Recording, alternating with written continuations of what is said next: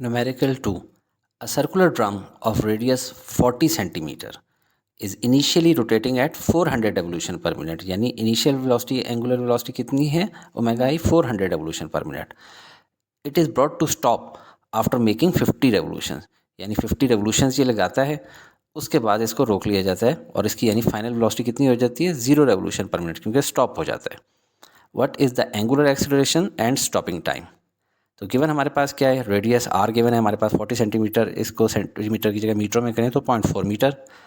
Next हमारे पास क्या है, इनिशियल एंगुलर वेलोसिटी ओमेगा आई 400 रेवोल्यूशंस पर मिनट हमें किस में चाहिए होता है, रेडियन पर सेकंड में. अब रेवोल्यूशन कितने के बराबर होता है 2 पाई रेडियन और मिनट 60 सेकंड.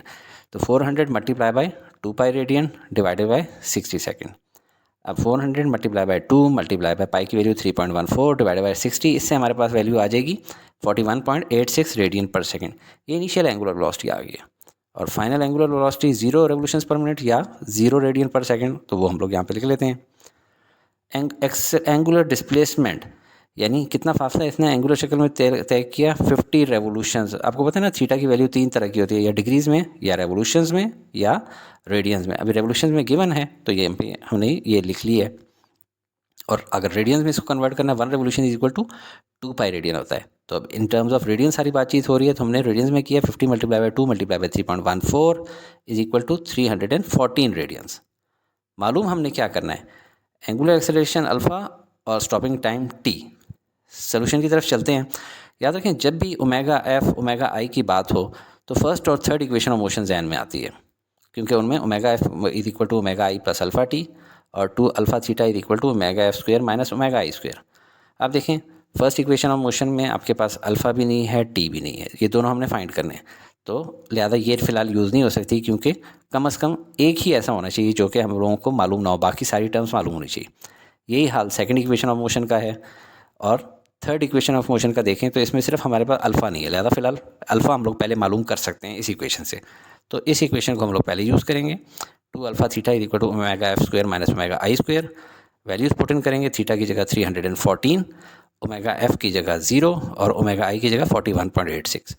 तो 2 मल्टीप्लाई बाय 314 हो जाएगा 628 अल्फ़ा, 0 का स्क्वायर 0, 41.86 का स्क्वायर 1752.26 और ये माइनस एज इट इज़.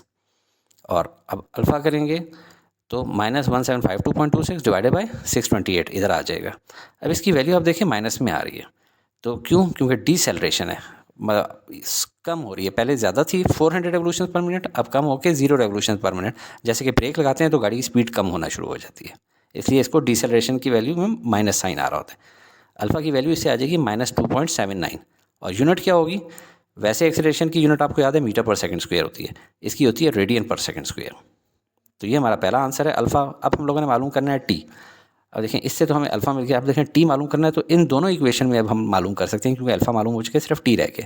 लेकिन देखने में फर्स्ट इक्वेशन ऑफ मोशन ज़्यादा आसान लग रही है इस टाइम, ठीक है, क्योंकि इसमें स्क्वायर है, हम लोग स्क्वायर को क्या अवॉइड करेंगे, तो इसको यूज़ करते हैं. Omega F is equal to omega I plus alpha में मालूम हो चुका है, इसको मैंने ब्लैक कर दिया. टी सिर्फ मालूम करना है. फाइनल वेलोसिटी एंगुलर वेलोसिटी कितनी है 0, इनिशियल एंगुलर वेलोसिटी 41.86, अल्फ़ा हम लोगों ने यहाँ से मालूम किया -2.79 और टी हमने मालूम करना है. ये क्या हो गया -2.79 टी. जब इसको इक्वेशन के उस साइड पे लेके जाएंगे तो ये हो जाएगा +2.79 टी इज इक्वल टू 41.86. अब टी निकालना है तो 41.86 डिवाइडेड बाई 2.79 हो जाएगा, और इससे हमारे पास वैल्यू आ जाएगी 15 सेकेंड्स. बार बार सब्सक्राइब के लिए कहना किसी भी टीचर के शान के ख़िलाफ़ है, लेकिन ये ज़रूर कहूँगा कि लाइक या डिसलाइक से अपनी राय का इजहार ज़रूर किया करें और कमेंट्स में वजह भी बता दिया करें. शुक्रिया.